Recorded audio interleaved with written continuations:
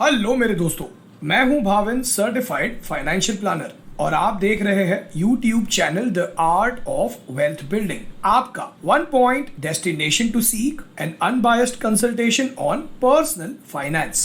Warren Buffett को कौन नहीं जानता? He is one of the most successful investors of all time और उनकी इन्वेस्टमेंट फिलॉसफी के हिसाब से किसी भी कंपनी में पैसा इन्वेस्ट करने से पहले वो कंपनी के इंट्रिंसिक वैल्यू को बहुत ज्यादा इंपॉर्टेंस देते हैं।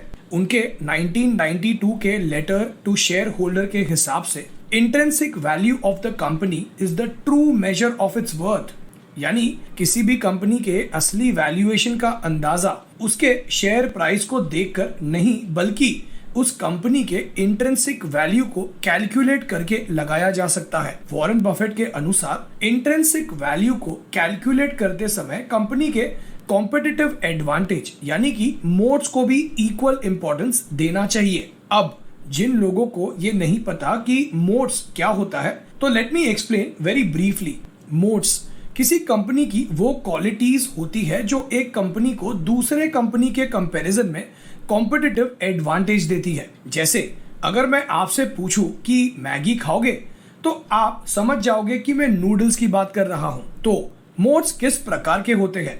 नंबर 1, ब्रांड इक्विटी, जैसे Maggi, Dairy Milk et cetera. Number 2, network effect, जैसे Facebook, LinkedIn, YouTube. Intellectual property, जैसे पेटेंट, कॉपीराइट्स, ट्रेडमार्क्स, जिससे कोई और कंपनीज कॉपी नहीं कर सकती और कम्पीट नहीं कर सकती। नंबर 4, इकोनॉमी ऑफ स्केल, जैसे अमेजॉन या डीमार्ट, जो गुड्स को इतने कम प्राइस में सेल कर सकते हैं जिस प्राइस को कंपटीटर के लिए मैच करना बहुत डिफिकल्ट है। नंबर 5, स्विचिंग कॉस्ट, किसी बिजनेस को अगर अपना सॉफ्टवेयर स्विच करना है तो उसका कॉस्ट बहुत ज्यादा का होता है और ऐसे में वो पुराना सॉफ्टवेयर ही यूज करते हैं। तो कई सारी सॉफ्टवेयर प्रोवाइडिंग कंपनीज अपना स्विचिंग कॉस्ट काफी हाई रखती है, जिससे कि उनके कस्टमर्स आसानी से स्विच ना कर पाए। नंबर 6, रेगुलेटरी बैरियर्स, जैसे टेलीकॉम इंडस्ट्री, एयरलाइन इंडस्ट्री। इसमें गवर्नमेंट के बहुत सारे रेगुलेशंस है जिसकी वजह से कंपटीशन काफी कम है। सो अब आई एम श्योर कि आपको what is moat and types of moats समझ आ गया होगा और इसीलिए Warren Buffett emphasises on moats while calculating the intrinsic value of the company, क्योंकि उनका मानना है कि जिस कंपनी का कॉम्पिटिटिव एडवांटेज स्ट्रांग होता है वो हमेशा सस्टेनेबल अर्निंग और फ्यूचर कैश फ्लो जनरेट करती ही है। अब हमने ये तो समझ लिया कि इंट्रिंसिक वैल्यू एक कंपनी की ट्रू और लॉजिकल वैल्यू डिराइव करने में कितना इंपॉर्टेंट रोल प्ले करता है। सो अब समझते हैं कि इंट्रिंसिक वैल्यू होता क्या है और इंट्रिंसिक वैल्यू को फाइंड आउट करने के क्या मेथड्स है और इसे कैलकुलेट कैसे करते हैं। और मैं ये इतने सिंपल तरीके से एक्सप्लेन करूंगा कि कोई स्कूल का बच्चा भी इसे इजीली समझ पाएगा। लेकिन उससे पहले लेट्स अज्यूम कि राम की एज है 30 इयर्स और उसकी एक बेटी है 2 इयर्स की।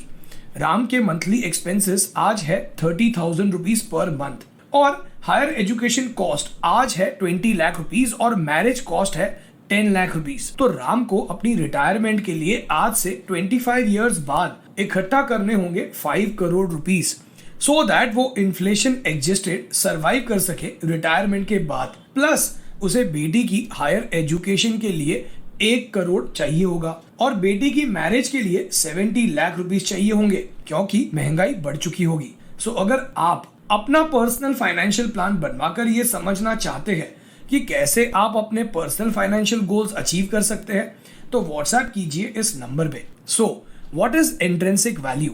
किसी भी स्टॉक का इंट्रिंसिक वैल्यू ही उस कंपनी की असली वैल्यू होती है और इंट्रिंसिक वैल्यू उस कंपनी के एसेट्स, अर्निंग्स और ग्रोथ पोटेंशियल के बेसिस पर डिराइव की जा सकती है। In short, intrinsic value company की एक्चुअल वैल्यू है जो कंपनी के करंट स्टॉक प्राइस से काफी डिफरेंट हो सकती है, क्योंकि किसी भी कंपनी का करंट स्टॉक प्राइस वो प्राइस होता है जो करंटली मार्केट में लोग देने के लिए तैयार है और करंट स्टॉक प्राइस तो इन्वेस्टर्स के सेंटिमेंट्स पर डिपेंड करता है।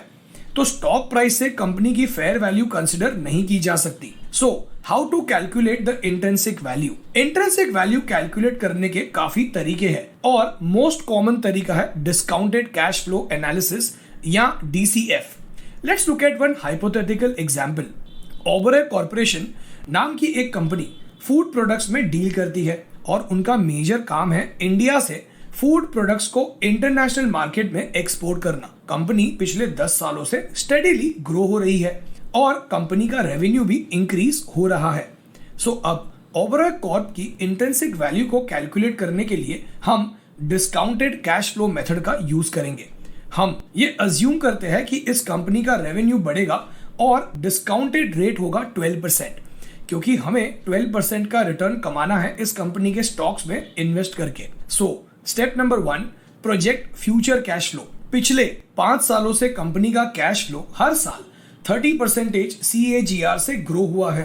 तो हम कंजर्वेटिवली मान के चलते हैं कि इस कंपनी का कैश फ्लो अगले 3 सालों के लिए 30% से ही ग्रो होगा, लेकिन फिर वहां से अगले 2 सालों के लिए सिर्फ 20% से ग्रो होगा।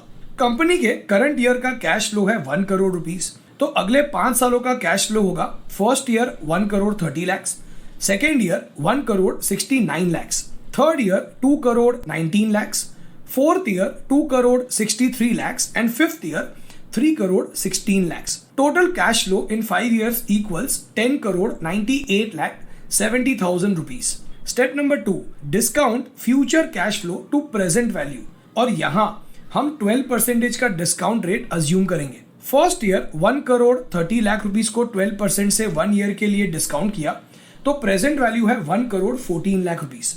Second year 1 crore 69 lakh rupees को 2 सालों के लिए तो प्रेजेंट वैल्यू होगा 1 crore 30 lakh 87,000 rupees. Third year के 2 करोड़ 19 लाख को 3 इयर्स के लिए तो प्रेजेंट वैल्यू होगा 1 crore 49 lakh 71,000 rupees. Fourth year के 2 करोड़ 63 लाख रुपीस को 4 इयर्स के लिए तो प्रेजेंट वैल्यू होगा 1 crore 58 lakh 10,000 rupees.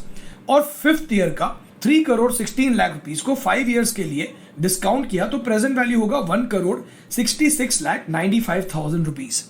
Which means कि इन 5 सालों के कैश फ्लो का total present value 12% discount rate के हिसाब से है 7 crore 20 lakh 5,417 rupees. Step number 3, compare to current market capitalization. Let's assume कि ओबेरॉय कॉर्पोरेशन के टोटल आउटस्टैंडिंग शेयर्स है 12 लाख और कंपनी के स्टॉक की करंट ट्रेडिंग प्राइस है 50 रुपीस पर शेयर, तो कंपनी का टोटल मार्केट कैपिटलाइजेशन होगा outstanding shares into price per share, which is 12 lakhs into 50 equals 6 crores। लेकिन डिस्काउंटेड कैश फ्लो एनालिसिस के हिसाब से कंपनी की करंट इंट्रिंसिक वैल्यू है 7 करोड़ 20 लाख रुपीस। सो यहाँ इस एग्जाम्पल के अनुसार इन्वेस्टर को अपने एग्जिस्टिंग स्टॉक्स होल्ड करने चाहिए या फिर और स्टॉक्स बाय करने चाहिए, क्योंकि कंपनी इंट्रिंसिक वैल्यू से कम के प्राइस पर ट्रेड हो रही है। अब इस एग्जाम्पल को थोड़ा सा ट्विस्ट करते हैं और ये अज्यूम करते हैं कि कंपनी का स्टॉक 70 रुपीस पर शेयर पर ट्रेड हो रहा है, तो उस हिसाब से कंपनी का मार्केट कैप होगा 12 lakh, that is outstanding shares into 70 equals 8 crore 40 lakh rupees. और DCF एनालिसिस के हिसाब से present value of future cash flow बनता है 7 crore 20 lakh rupees, which means कि कंपनी इंट्रिंसिक वैल्यू से 15% ज्यादा पर ट्रेड हो रही है।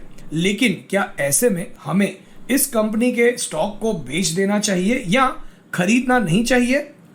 तो इसका आंसर हमें मिलेगा ये समझकर कि कंपनी का कॉम्पिटिटिव एडवांटेज यानी मोट सेम सेक्टर की बाकी कंपनीज के अगेंस्ट क्या है, और अगर ओबेरॉय कॉर्पोरेशन के पास कोई कॉम्पिटिटिव एडवांटेज है तो इस कंपनी का 15% प्रीमियम पर ट्रेड होना इज जस्टिफाइड। और इसीलिए वॉरेन बफेट की इन्वेस्टमेंट फिलॉसफी ये कहती है कि कंपनी की इंट्रिंसिक वैल्यू को कैलकुलेट करते समय मोड्स को कंसिडर करना बहुत जरूरी है। So now let's understand the second method of calculating the intrinsic value. Intrinsic value calculate करने का सेकेंड मेथड फर्स्ट मेथड के कंपैरिजन में काफी सिंपल है और मोस्टली अच्छे इन्वेस्टर्स इन दोनों मेथड्स को मिक्स करते हैं। कंपनी की इंट्रिंसिक वैल्यू को कैलकुलेट करते समय हमें करंट कंपनी का पीई रेशियो कैलकुलेट करना होगा।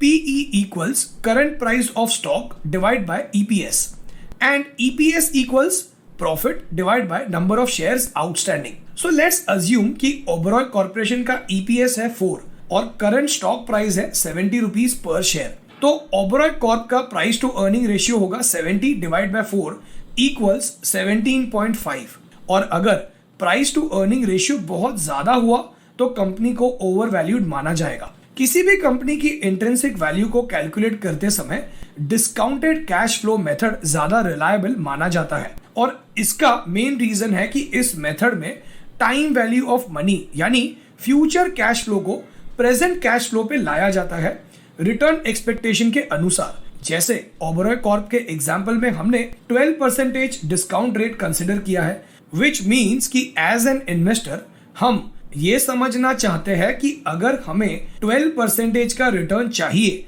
तो कंपनी की फेयर वैल्यू कितनी होनी चाहिए, और यही अगर हम हमारे रिटर्न एक्सपेक्टेशंस को बढ़ाकर 12% से 14% कर देते तो ओबेरॉय कॉर्प की इंट्रिंसिक वैल्यू और भी कम हो जाती। और ऐसा करने से एज एन इन्वेस्टर हम हमारे रिस्क एपेटाइट को समझकर किसी भी कंपनी के स्टॉक्स में इन्वेस्ट कर सकते हैं। डिस्काउंटेड कैश फ्लो मेथड को यूज करते समय कंपनी के पास्ट परफॉर्मेंस को अच्छे से स्टडी किया जाता है और फंडामेंटल्स को समझा जाता है, जिससे इन्वेस्टर का रिस्क कम हो जाता है। So I am sure by now आपको intrinsic value of a company क्या होता है और इसे कैलकुलेट कैसे करते हैं और डिस्काउंटेड कैश फ्लो मेथड के पॉजिटिव पॉइंट्स क्या है ये तो समझ आ ही गया होगा।